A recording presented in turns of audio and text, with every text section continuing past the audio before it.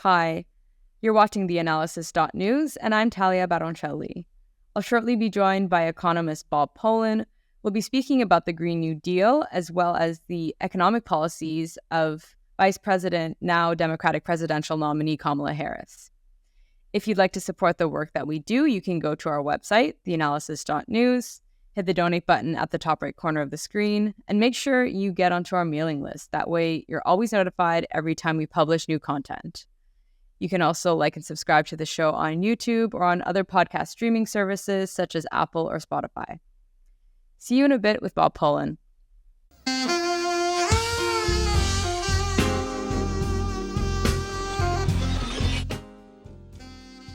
I'm very happy to be joined by Bob Pollin. He is an economist as well as professor at the University of Massachusetts Amherst. He's the co-director of the Political Economy Research Institute, also known as PERI. He served as a consultant to the Department of Energy during the first Obama administration and also advised Bernie Sanders, as well as progressive Democrat Pramila Jayapal on issues such as Medicare for All. He co-authored the book Climate Crisis and the Global Green New Deal with Noam Chomsky. So it's great to have you back. Thanks for having me on. Well, I wanted to speak to you about the Green New Deal and about Kamala Harris's economic policies because she's now the Democratic presidential nominee. And in a recent interview with Dana Bash from CNN, she said that she would not ban fracking. It seems like she's flip-flopping on certain issues. And it's really contradictory to reconcile support for a Green New Deal with not having a ban on fracking. So I wanted to drill down on that particular aspect. And you wrote a paper called The Political Economy of Saving the Planet. In it, you say, and I quote, "The global Green New Deal includes four major features. These are 1, phasing out global fossil fuel consumption by 2050. 2, clean energy investments averaging about 2.5% of global GDP per year, including both public and private investments. 3, a just transition support for workers and communities that are currently dependent on the fossil fuel industry. And 4, phasing out deforestation and industrial agriculture to be replaced with afforestation and sustainable agricultural practices." So why don't we focus on the first 3 features? What do they entail? Sure, and thank you for reading my article so carefully. Just to start off, this stuff is, in its basics, it's very, very simple. Yes, there's a lot of details that are complicated, but the basics are very simple. If you believe climate science, that means we have to stop burning fossil fuels to produce energy, because burning fossil fuels to produce energy is the primary cause of climate change. And climate change is kind of a euphemistic, gentle way of putting the fact that we are moving towards, climactic disaster. And we are seeing the repercussions of that already. You see in India last summer, you had average temperatures of 115 degrees Fahrenheit, and that's going to become more persistent. So climate change, climate crisis is real. It's severe. And the major cause is burning fossil fuels, oil, coal, and natural gas, to produce energy. And that therefore, the primary way through which we fight climate change and try to stabilize the climate and prevent these oncoming disasters is to stop burning fossil fuels to produce energy. It's that simple. And so that means all fossil fuels. That means oil, coal, and natural gas. And there's no ifs, ands, or buts about it. So within that framework, of course, we can't continue fracking, because fracking is a technology. It's just another technology to extract natural gas from underground. The specifics of the technology aren't that important, but the basic point is it entails horizontal drilling as opposed to going down vertical drilling.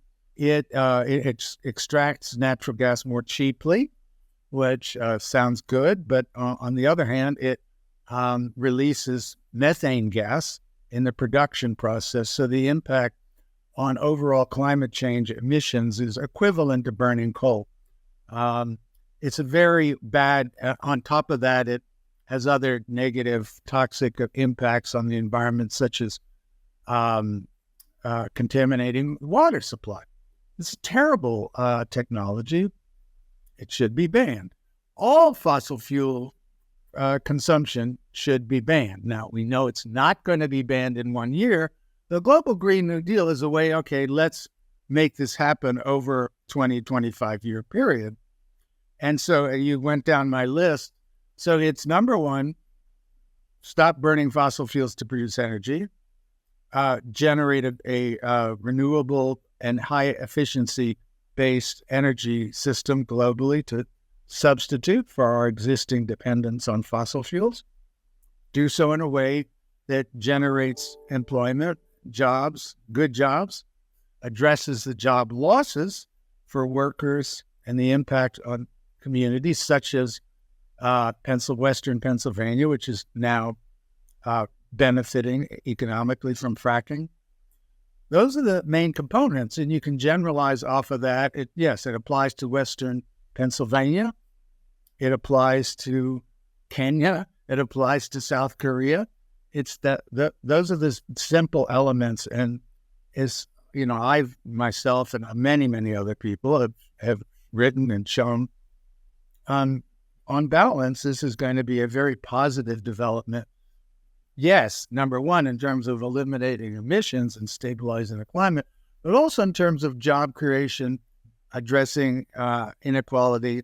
And that's why, I like the term Global Green New Deal, because it evokes the 1930s New Deal under Roosevelt, which was it was addressing the economic crisis, the Great Depression, but it did so in a way that it put a focus on making capitalism less exploitative, promoting more equality. Your article was fascinating because it also addresses the International Energy Agency's World Outlook, in which they outline two different scenarios. And in the first scenario, they address what's called the stated policy scenario, which examines all the different policies which are currently in place and what would happen by 2050. Would we be able to actually get to net zero if we stay on the same trajectory? The answer is no. And in the second scenario, which the IEA calls the announced pledges scenario, they examine all the different commitments put forward by world governments, which are trying to get us to net zero by 2050. And in the second scenario, we still don't get to net zero by 2050. And what they call the difference between actually getting to net zero and these two different scenarios is an ambition gap. So in your opinion, what do we need to do to achieve that mark? The goals are, phase out fossil fuels entirely. You mentioned also the issues around deforestation. So and corporate agriculture, high emissions agriculture. So those, yes, but we'll put those aside for now and we'll just focus on, we have to stop burning fossil fuels, and we have to build we can say, let's stop burning fossil fuels, and then what? We can't turn on the lights, we can't drive our cars. So obviously we need an alternative energy infrastructure. So concurrently with stopping the burning fossil fuels, we've got to build out the renewable energy infrastructure. And so that, what are the policies that can make that happen? So it's got to be a combination. So the big thing that's passed in the United States, the so-called Inflation Reduction Act, which was at least a third of it was about addressing climate issues but it basically was subsidizing the clean energy economy, subsidizing the development of renewable energy, wind, solar, geothermal, some hydro, and also investing in promoting high efficiency, including by high efficiency, I include public transportation, because it's, by efficiency, it means getting from point A to point B without burning so much energy. And you can get a lot more people if they're in a bus or a subway than if they're in a private car. Okay. So how do we do that? So one set of policies are the ones, the Inflation Reduction Act and so forth, which subsidize green energy. The other set would be, okay, what are the things that we need to do concurrently to phase out fossil fuels? And one thing is just to say, we phase out fossil fuels. I mean, you could say, stop burning tomorrow, 100%. We know that's not realistic. And so, I mean, you could either think about what are called carbon caps, which says every year, let's say utilities have to cut back their fossil fuel consumption by 5%, 7%, and they just have to do it. And if they don't do it, they are criminally liable. They go to jail. The CEO goes to jail. I like that one. Politically, Although it's highly unlikely given, not even a handful of people went to jail during the housing crisis and the subprime mortgage scandal that brought the entire economy down, the global economy down. So that's true. Do you think that would really happen? No, of course it won't. So, so that's why, the thing that did pass, it's, all carrots and no sticks, as they say, yes, we will give money for renewables. And it's, it's not as much as I would have liked, but depending on how you cut it, it could be, very substantial, because it's really incentives for private capitalists to invest. That's the main thing that's there. And then what about the fossil fuels? Okay, so if we're not going to have a 100% cap or you go to jail, you can, try to gauge how far you can take it politically. And if, the other alternative from a carbon cap is a carbon tax. So yes, you can keep consuming fossil fuels, but it's going to cost you. And it's much cheaper to transition to green energy. So that's not as strong a policy as a carbon cap, but politically, it may be easier to implement. So that's really the basics. The other part of it is every time we talk about anything to promote green energy and to phase out fossil fuels, we have to worry about the communities and the workers that are dependent. These are industries that are huge. People's lives, it's not just the rich capitalists and shareholders, though it is that, of course. It's so the workers. I mean, the jobs in coal mining and oil refining, they're good jobs. People make $100,000 a year or more on average, whereas the average job in clean energy, at least in the U.S. now, is like a third less, 65,000, roughly 65, 70,000. And the reason they call the fossil fuel jobs are good jobs is because for generations, people organized labor unions and made them good jobs. So we have to have a transition program to move people out of those jobs into jobs in green energy or anything else, and their living standards need to be protected. The communities that are dependent on the fossil fuel industry, and are actually not that many, but they're there, and they should get a disproportionate share of the green energy investments to compensate. Well, I guess a question about that would be, why isn't Harris leaning into this just transition, at least publicly when she's speaking? You should, instead of trying to appeal to, Pennsylvania voters who might have these fracking jobs, why didn't you just say, I'll pay for this just transition. I'll pay for people to transition from those jobs to jobs that involve clean energy. I mean, wouldn't that be better than saying she won't ban fracking? I can't tell you politically. I mean, in terms of the substance, of course it's better. And I mean, I wrote a study commissioned by different, progressive groups in Pennsylvania. It came out in 2021. Right now there's about 17,000 fracking jobs in all of Pennsylvania. And, the green transition program that we designed would generate about 160,000 jobs. Now, those 17,000 jobs, and if we talk about phasing them out over 20 years, we're looking at maybe 700 people a year that would get laid off. It's not very hard to find new jobs for 700 people. Yeah, then that's all it works. It's true. But to say it politically, I'm not a politician. And I'm not a political advisor to someone running for president. It's all true. I mean, I did a similar study for West Virginia, which is even more dependent on coal and oil. And, we did we got the miners union to say, yeah, okay, if this is the transition program, we're okay with it. I did one in California. The union representing oil refinery workers, they endorsed it and they said, yeah, if this is a transition program, we're for it. So, yeah, we should get politically, obviously Harris isn't helping right now on this, but politically we have to kind of get that idea into people's heads. I do want to return to your article. There's another part I wanted to quote, because you're speaking about how, in your opinion, it is possible to actually rely on green energy sources in order to get to the net zero reduction that we need by 2050. And so you wrote, it is entirely realistic to assume that a global clean energy infrastructure can supply close to 100% of global energy supply by 2050.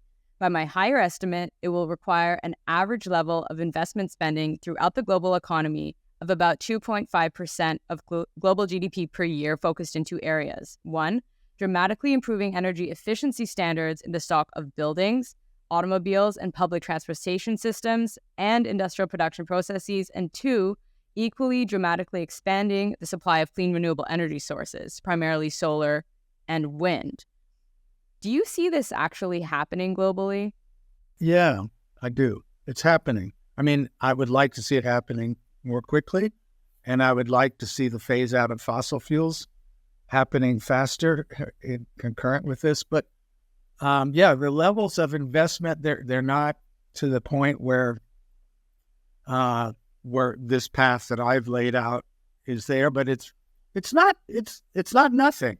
We're seeing investments, solar, wind, efficiency. I haven't looked at the data in the last few weeks, maybe, but it's over $1 trillion a year. For today's global economy, I think where we need to be would be maybe $2.5 trillion, and then average between now and 2050 about $4 trillion. I can tell you how I calculated it. It would be really boring for most people, but other studies that come at it from totally different vantage points, not that far off from where I got. And, I know how I got my numbers. So I think they're pretty reliable. And look, if we continue to subsidize this, and it has to be subsidized in the developing world, and that's one of the big issues now, that the high income countries pledged $100 billion a year, nowhere close to getting $100 billion a year into the developing economies.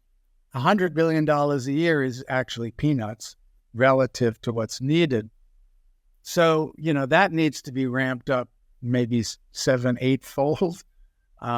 So it's, there have been successes, and the only reason there have been successes is because climate activists have made connections with people working class movements as well. These successes have only been partial. People like yourself and people in the media have been pounding on this. So that's been good. And, we just need to keep it up. I mean, one of the things that I'm finding discouraging, not only Harris, but more generally, the whole climate issue seems to have faded as a central focus of activism. I don't live in Europe, but it seems like that's the case also in Europe. Just looking at, for example, the returns on the elections with, where the Green parties are, for example. But maybe I'm wrong on that. Well, I think there are a lot of misconceptions as well. And that was actually my next question. I mean, you're assuming that these green energy sources are actually efficient and sustainable, like clean energy sources such as solar and wind. But I mean, in certain countries, don't some of these technologies also need other fossil fuels to make up for the times where they're not producing enough energy? So is this really an issue of the technology not being developed or sophisticated enough and just needing to be scaled up? Or are these technologies really actually capable of supplanting fossil fuels completely? Yeah, no, I think they are. Especially in developing economies. I mean, I've done work in sub-Saharan Africa, and, I don't know what the exact number is, but if you look at the rural regions, 25, 30, 40% don't even have access to electricity at all, any kind of access.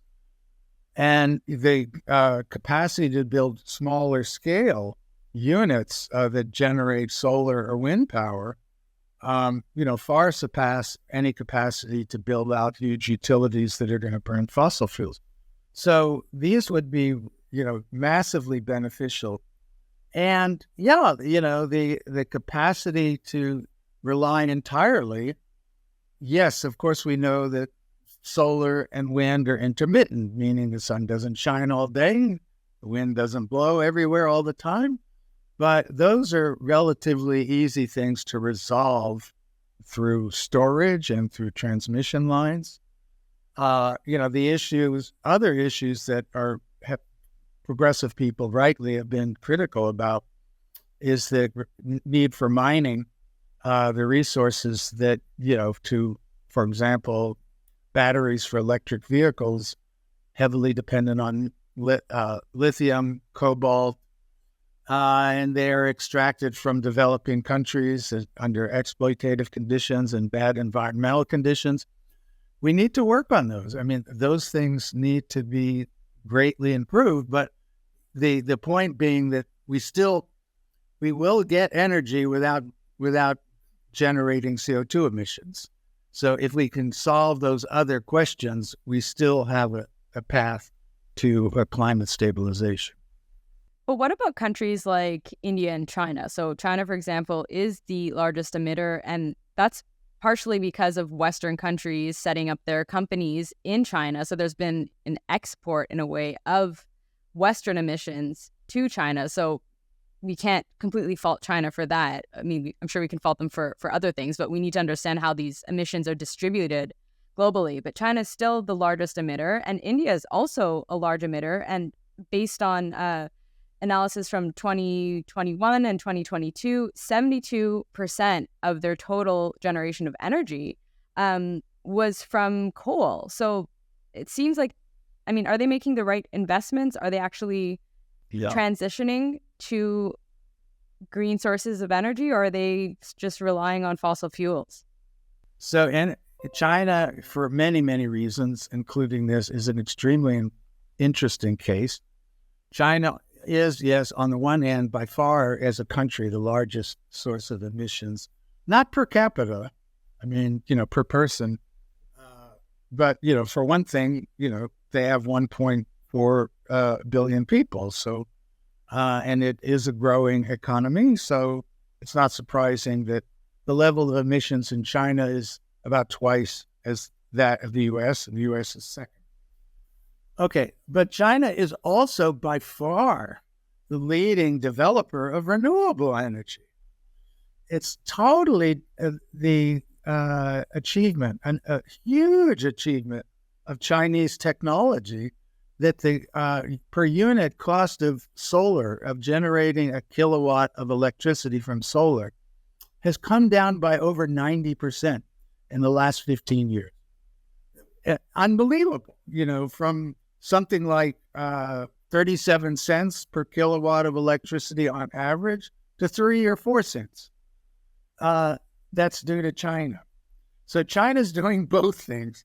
They are developing the renewables massively. They are building electric vehicles that are affordable. They're not Teslas. They're affordable, small electric vehicles.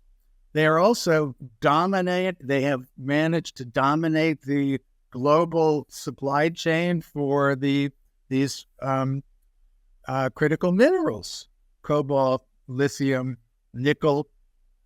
China is they don't have a total lock, but they are running it.